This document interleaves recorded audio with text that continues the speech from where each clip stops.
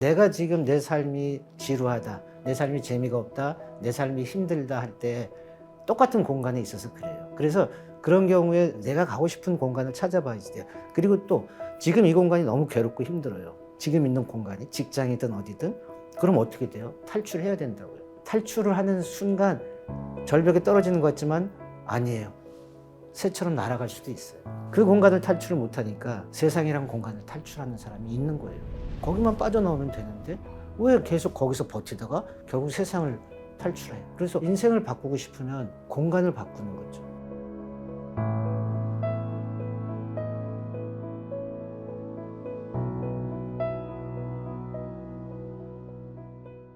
안녕하세요. 하와이 대저택입니다. 세상에 나만 뒤처진 것 같고 나만 유독 마음이 고장난 것 같을 때가 있으실 겁니다. 우리는 늘 더 높은 성공을 향해 달리는데요. 여기서 정작 가장 먼저 지치는 건 몸이 아니라 마음일 때가 많잖아요. 그런데 34년간 진료실을 지켜온 한 정신과 의사는 뜻밖의 메시지를 우리에게 전합니다. 인생은 원래 어렵고 힘든 게 기본값이다. 그러니 우리는 명랑하게 살아야 한다. 오늘은 우리 안에 이런 불안, 결핍, 이걸 정말 세상에서 가장 유쾌하고 따뜻하게 치유해 주실 분을 모셨습니다. 책 명랑한 정신과의 저자이시자 34년 경력의 정신건강의학과 전문의 윤우상 원장님 모셨습니다. 원장님 어서 오세요. 반갑습니다. 반갑습니다. 네. 안녕하세요. 반갑습니다. 정신건강의학과 전문의 윤우상입니다. 반갑습니다. 반갑습니다. 예, 반갑습니다. 책 제목이 명랑한 정신과고요. 이 핑크핑크한 거 보이시죠? 예, 얼핏 보면 멀리서 보면 사랑의 하츄핑 책 같기도 하고 그런데 정신과 전문의 원장님께서 쓰신 책입니다. 정신과라는 말은 사실 우리 적어도 한국에서는 오랫동안 되게 뭔가 허들이 있잖아요. 정신과를 방문하기까지는 마음속에 허들이 이렇게 존재하는데 어떻게 보면 말도 안 되는 괴담들, 뭐 정신과에 가면 뭐 보험 가입이 안 된다든지 뭐 진료 기록이 남아 있으면 뭐 어떤 뭐가 안 좋다든지 뭐 이런 것도 오랫동안 막 있었고 그랬는데 정신과와 명랑한 이 두 개 어떻게 보면 전혀 매치될 수 없을 것만 같은 이 두 단어를 이렇게 조합해서 명랑한 정신과라는 이 의미가 어떤 의미를 담고 있는지 궁금합니다. 좀 역설적이죠. 네. 정신과 그러면은 무겁고 힘들고 우울하고 그런 것 같지만 사실 정신과에도 밝고 희망이 있고 또 명랑한 게 있습니다. 그래서 어떻게 보면 정신과에 대한 편견, 오해 이런 것들을 좀 바꾸는 면에서 정신과 속에 그 환자분들의 이면 속에 또 감동적이고 순수하고 또 명랑한 그런 모습을 좀 보여주고 싶었습니다.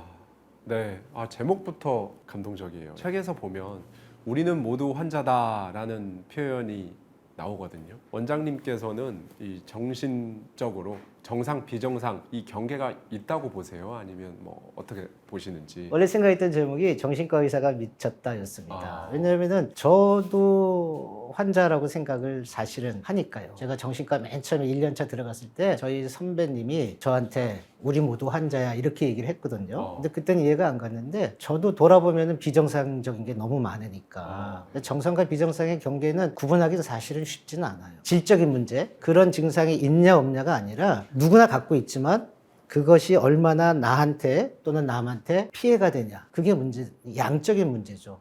정도의 문제. 질적인 뭔가 그런 양태는 사실 이 안에 모두가 갖고 있지만 그게 실제로 얼마나 발현돼서 일상에 얼마나 피해나 지장을 주는지 양적인 부분. 그렇죠. 그게 왜냐하면은 중요하다. 불안증, 우울증이 없는 사람이 어디 있어요. 저는 사람이면 다 갖고 있다고 생각하거든요. 그런데 그것이 그 불안이나 우울이 내가 일상적인 생활을 하는데 얼마나 나를 힘들게 하냐 하는 그 정도의 문제지 있냐 없냐의 문제가 아니잖아요. 사실은 우리 모두 환자인데 일정 수준에서 버티고 그냥 견딜 수 있으면 환자로 안 드러나는 거고 진료를 안 받는 거고 그게 너무 힘들어서 어쩔 수 없이 내가 진료를 받을 때 그때는 정신과 환자가 되는 거잖아요. 있다 없다의 의미가 아니죠. 암처럼 암이 있으면 암 환자고 없으면 암 환자가 아닌 거가 절대 아니죠. 지금은 뭐 우울증이다라고 하면 많은 분들이 그래도 아이고 힘들겠구나 그 하나의 질병으로 인식을 하고요. 예전에 원장님께서 학교 다니던 시절 그때 뭐 우울증이나 불면증 때문에 병원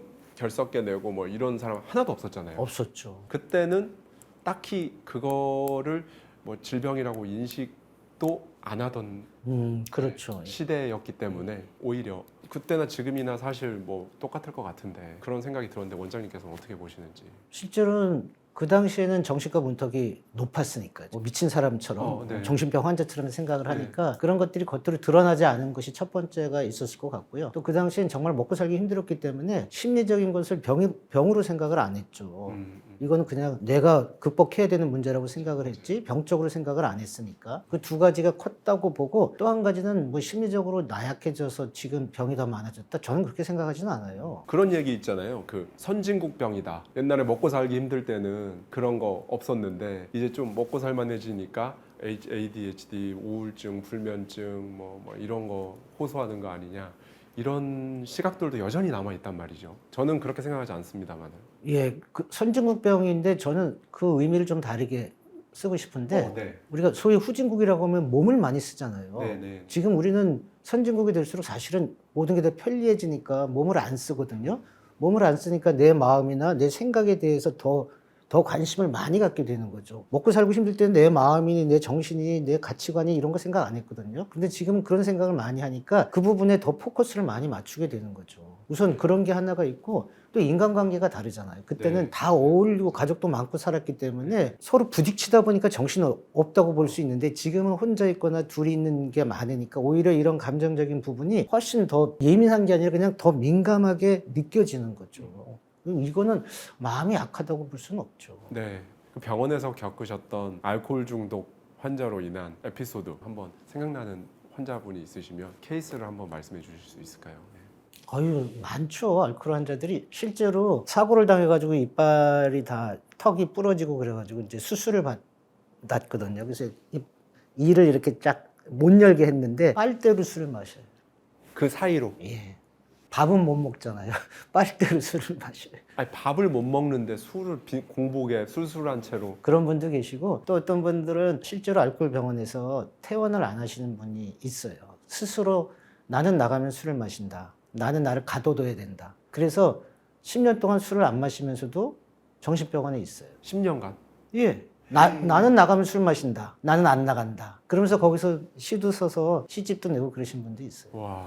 옛날에 그리스 로마 신화에 보면 뭐 사이렌 소리에 홀릴까봐 자기를 묶었잖아요. 그렇죠. 그것처럼 이 알코올 환자분은 나는 나가면 뻔하다. 나는 평생 술을 안 마셔야 된다. 내가 술을 마시면 내 영혼이 망가진다. 내 몸은 상관없지만 내 영혼이 망가져서 하늘나라로 가긴 싫다.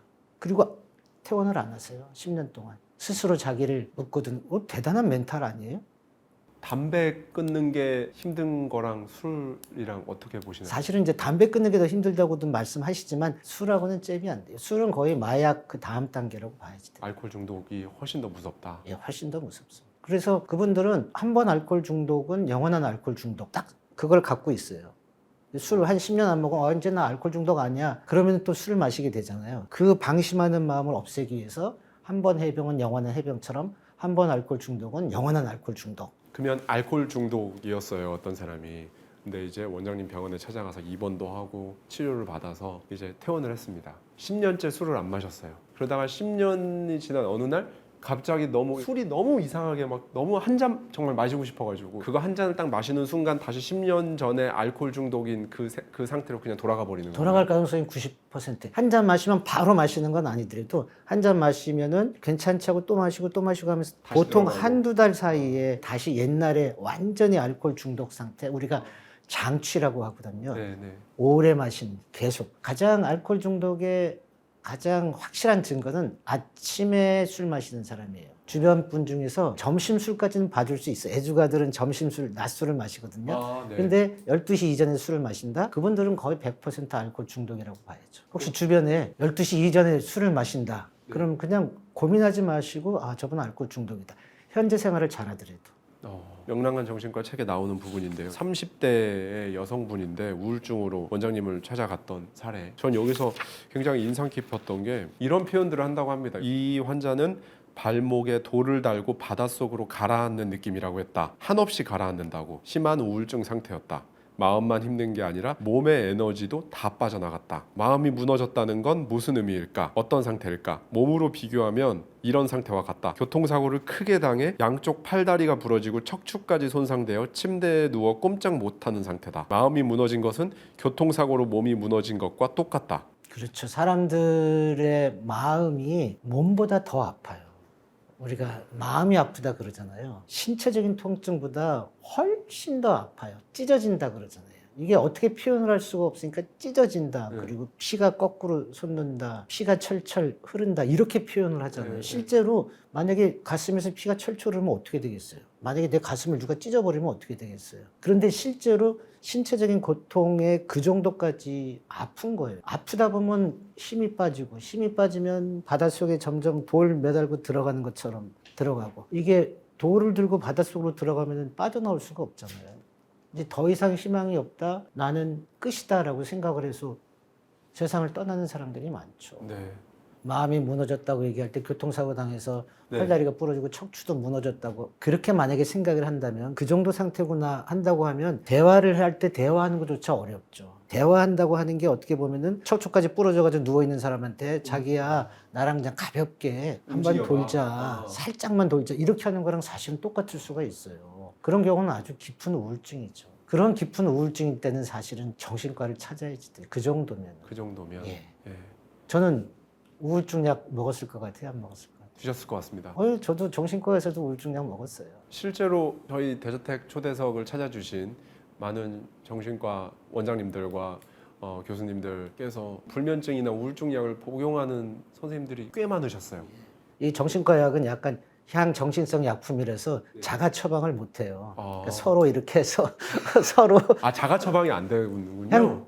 왜냐하면 막 자기가 자가 처방하면은 어떤 의사 중에서는 그냥 의사가 그 약 중독이 될 수도 있잖아요. 아, 그렇죠. 아, 포르포볼 자가 맞아요. 한다고 하는 것처럼. 예, 예. 그래서 그런 마약 성분은 자기 스스로 자가 처방 못하는 제가 그렇게 알고 있어요. 그래서 다른 선생님한테 부탁하고 그 선생님을 또 나한테 접수해서 서로 그런데 이제 처방은 자기가 하죠. 자기가 자기 증상을 아니까 나 요약 먹을래 하고서 요걸로 처방 좀. 실제로 많아요. 그러니까 내가 우울증이다, 불안증이다, 그것이 내가 위험이 있어, 이 정도로 이제 봐야지 돼요. 그래야지 아프면 병원 가잖아요. 마음도 내가 내 멘탈로 관리할 수 있으면 해야 되지만 안 되면 정신과 찾아가시면 좋죠. 이런 부분 궁금하시는 분들이 있을 것 같아요. 사람마다 다르겠지만 병원에 내원해서 치료를 받고 하면은 어느 정도 약 먹고 이렇게 상담하고 하면 어느 정도면 그래도 괜찮아지더라. 이런 좀 그래도 그동안 워낙 데이터가 많으시니까. 약이 효과가 있다고 하면 실제로 한 2주만 해도 좋아지는 경우가 많아요. 아, 정말요? 예. 그리고 우울증이 아까 얘기했던 것처럼 완전히 마음이 무너져가지고 팔다리가 부러진 정도의 우울증이 아니라, 보통 우리가 내 일상생활이 평균이 10이라고 하면 그냥 7 정도에서 계속 사시는 분이 있어요. 재미도 없고 그냥 뭐 인생 그런 거지 하고 약간 무기력하지만 일상생활은 크게 문제 없는데 사는 게 재미가 없어요. 네네네. 그다음에 힘들어, 뭐 하기 싫어 하면서 계속 6개월 1년 사는 분이 있거든요. 네. 사실은 경미한 우울증이에요. 그런데 그런 분들 같은 경우는 요새는 정말 약이 좋거든요. 저도 약을 막 신봉하는 사람은 아닌데 네네네. 약이 워낙 좋아서 우리가 해피필, 행복약이라고 얘기할 정도로, 그런 분들 같은 경우 약 진짜로 한 2, 3주 먹으면 자기가 깜짝 놀라는 분 많아요. 이게 정상이었구나, 내가. 그 전에 내가 이렇게 살았던 게, 그게 내가 우울증 상태였구나. 라고 약을 먹으면은 그냥 우리 그런 얘기 있잖아요. 먹기 전과 먹기 후가 다르다고. 그걸 확 느껴요. 제가 그걸 느꼈어요. 제가 약을 먹은 게 심한 우울증 때문에 약을 먹은 게 아니라 그렇게 경미한 우울증 상태. 막 힘들고 무기력하고 왜 이러지. 제가 가을을 타는데 가을엔 깔아앉거든요. 네. 이거 이상한데? 이번엔 너무 깔았는데 내가 맨날 환자한테만 약 주는데 나도 한번 먹어봐야 되겠다 하고 처방해서 먹었거든요. 일주? 열흘 만에 기분이 확 달라져요. 제가 그걸 경험을 해서 약 신봉자가 아니었는데 환자분들, 그 다음에 제 지인들한테도 너 약 먹어. 그 지인들도 실제 약 먹고서 확 달라졌어. 이런 분들이 있어요. 사실은 우울증 상태인데, 경미한 우울증인데 그냥 세상이 다 팍팍하잖아요. 그리고 뭐 재밌는 거 있겠어요? 재미없는 직장 생활 계속 하면서 맨날 유튜브나 보고 넷플릭스 보면서 아이고 내일 또 직장 가야지 이러신 분들이 사실은 경미한 우울증인 경우가 많아요.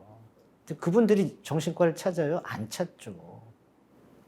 그냥 사는 게 재미없다라고 하면서 그냥 계속 그렇게 사는. 그렇죠. 그런데 제가 볼 때는 우울증 호르몬이 나온다고 생각해야지 돼요. 어떤 스트레스나 막 고민이 있어서 우울증이 생긴다기보다 실제로 우울증 호르몬이 코로나 유행하듯이 지금 제가 볼 때는 그 우울증 호르몬이 나오게 하는 뭔가가 있는 것 같아요. 그러니까 겉으로 보기엔 멀쩡한데 사실은 그 경미한 우울증 속에서 사시는 분이 너무너무 많아요. 제가 볼 때 5명 중에 1명 최소? 제가 그 얘기를 들었거든요. 코로나라는 걸 이제 지나갔잖아요. 그게 어떻게 보면은 국민 모두가 국가적인 엄청난 사건이자 극심한 스트레스를 주는 엄청난 일을 온 국민이 다 겪은 거잖아요. 그게 딱 종료되고 나면 다들 모르지만 약간 번아웃 같은 상태로 그런 큰 일을 한번 겪고 나면 심리적으로 그런 게 와서 아마 우리나라 사람들 다들 이거 후유증에서 벗어나려면 한 3년에서 5년은 지나야 괜찮아지지 않을까 싶다. 뭐 그런 얘기를 또 들은 적이 있거든요.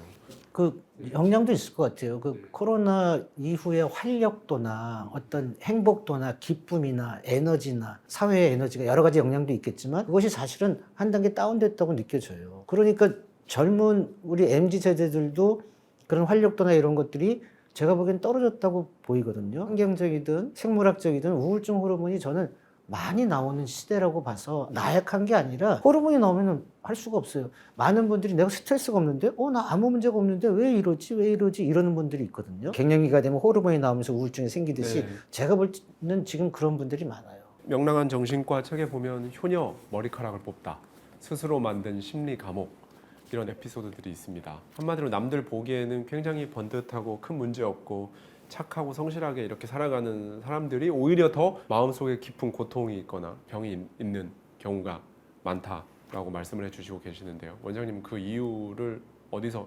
찾으시고 실제로 기억나는 뭐 케이스라든지 한번 말씀을 해주시면 좋겠습니다. 간단해요. 참으면 쌓이고 막히는 거거든요. 우리가 스트레스라 그러잖아요. 스트레스가 영어 단어긴 하지만 스트레스가 뭐지?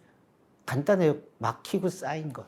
막혀버리고 안에 쌓여 있는 거. 종량제 쓰레기 봉투에 막 집어넣잖아요. 계속 집어넣으면 어떻게 옆구리 터지잖아요. 그 옆구리 터지는 게 증상이에요. 그게 불안으로 나타나든지 우울로 나타나든지 아니면은 충동 조절, 분노 폭발로 나타나든지. 그래서 내가 지금 쌓이고 막히는 게 제일 중요하거든요. 쌓이고 막히는 것 중에 제일 많은 게 뭐냐면요. 내가 톱니바퀴 하나인 거예요. 가족이란 톱니바퀴, 직장이란 톱니바퀴, 어떤 톱니바퀴 속에 내가 끼어 있는데 내가 거기를 탈출하게 되면 다 무너진다고 생각을 하는 사람들이 많죠. 내가 이 직장을 그만두면 큰일 나. 그러니까 옛날에 한 10년 전에 사회복지 공무원들이 자살을 많이 했잖아요. 그냥 공무원 안 해버리면 되잖아요. 근데 거기서 내가 빠져나오면은 가족은 어떻게, 직장은 어떻게, 5만 가지 생각 때문에 버티고 있는 거죠. 근데 일할 때는 태를 안 내죠. 웃고 활발하고 실제로 다 웃고 잘 지내는 것 같아요. 나만 안 좋은 것 같아. 네. 근데 사실은 나도 웃고 있거든요. 지금 웃고 다니는 사람을 제가 볼 때 최소 5명 중에 1명? 아니요. 3명 중에 1명은 속으로는 울고 있어요. 역할 가면이 있잖아요. 이 역할 가면은 웃고 있지만 그 속에 나는 눈물을 흘리고 있죠. 근데 이 역할 가면을 벗으면 되는데 벗기가 쉽지 않죠. 아내 역할, 남편 역할, 아들 역할, 장녀 역할, 또 직장에서 팀장 역할, 팀장 뭐 좋을 것 같죠? 힘들죠. 해봐서 압니다. 하지만 다 겉으로는 다 웃고 살죠. 하지만 속은 다. 그렇게 삶이 뭔가 버겁고 그럴 때 책에서 이제 원장님께서 공간을 한번 바꿔보라라고 조언을 해주고 계세요. 이사를 가거나 막 대대적으로 막 인테리어를 뜯어보신다거나 뭐 이런 거를 생각하기 쉬운데 그 정도까지는 아니어도 지금 당장 해볼 수 있는 작은 변화나 이런 것들이 있다면 또 어떤 것들이 있을지 한번 말씀 부탁드리겠습니다. 제가 대저택님의 이 공간에 와서 인터뷰를 하잖아요. 완전히 새로운 경험을 하는 거잖아요. 이거죠. 만약에 여기 이 공간에 안 왔으면 저한테 인터뷰 제안을 했을 때 제가 여러 가지 사정으로 안 했으면 네. 나는 뻔한 인생을 살지만 여기 와서 좋은 경험을 하잖아요. 그래서 내가 지금 내 삶이 지루하다, 내 삶이 재미가 없다, 내 삶이 힘들다 할 때 똑같은 공간에 있어서 그래요. 그래서 그런 경우에 새로운 공간을 내가 어떤 공간을 가고 싶은지 사실은 있을 거거든요. 내가 가고 싶은 공간을 찾아봐야지 돼요. 그리고 또 지금 이 공간이 너무 괴롭고 힘들어요. 지금 있는 공간이 직장이든 어디든 그럼 어떻게 돼요? 탈출해야 된다고요. 탈출하게 되면 어떻게 돼? 톱니바퀴처럼 탈출하면 큰일 나. 내가 이 공간에 계속 있으면 난 숨막혀 죽을 것 같아. 그러면 그 공간을 탈출해야지 돼요. 탈출을 하는 순간 절벽에 떨어지는 것 같지만 아니에요. 새처럼 날아갈 수도 있어요. 그 공간을 탈출을 못하니까 세상이란 공간을 탈출하는 사람이 있는 거예요. 거기만 빠져나오면 되는데 왜 계속 거기서 버티다가 결국 세상을 탈출해? 그런 경우거든요. 그래서 인생을 바꾸고 싶으면 공간을 바꾸는 거죠. 내가 맨날 있는 똑같은 공간 말고 다른 공간. 여행이 그거잖아요. 새로운 공간에 가면 새로운 걸 보고 새로운 걸 느끼고 새로운 사람을 만나고 새로운 사건이 생기고 그러면 나는 새로운 사람이 되고 인생을 바꾸고 싶으면 공간을 바꾸면 되고. 원장님께서 정신의학을 관계의 예술이라고 표현을 하셨습니다. 예, 실제 진료 현장에서 그동안 40년 가까이 정말 수천 건의 그런 케이스들을 직접 겪어 오셨는데 실제 진료 현장에서 뭔가 이 사람 사이의 온기가 마음을 회복시킨 그런 가장 기억에 남는 순간이 있을까요? 사실 정신과 치료는 만남이죠. 지금은 많이 퇴색돼서 약이 넘버원처럼 되고는 있지만 그래도 정신과에서 환자들하고의 치료의 핵심은 만남이거든요. 그게 온기의 만남이잖아요. 그건 기본이기 때문에요. 약이 효과가 없다고 해도 잘 만나주면 치유 효과가 있는 거죠. 치료랑 치유가 좀 다른데 외과나 내과는 치료를 하는 거고 정신과는 치유, 힐링을 해주는 건데 치료는 그냥 가만히 있는 거예요. 환자는 외과 의사가 수술을 해주든 내과 의사가 약을 주든 치유는 수동적인 게 아니라 환자 본인이 스스로 치료를 하는 거거든요. 의사는 도와주는 거고 수술대에 누워 가만히 있는 게 아니라 정신과 환자분들은 자기 스스로 내 안에 에너지와 힘을 스스로 끄집어내서 자기가 치유하는 거거든요. 그렇기 때문에 의사가 잘 만나줘야죠. 정신과 의사가. 약이 효과가 없다고 하더라도 내가 잘 만나주면 그 만남을 통해서 그분 속에 있는 생명의 에너지가 다시 피어나서 스스로 빠져나올 수 있으니까 정신과가 딴 과랑 다른 게 그런 면이죠. 결국 치료하는 사람은 정신과는 자기 자신으로 돌아갈 수뿐이 없다. 저는 그렇게 생각합니다.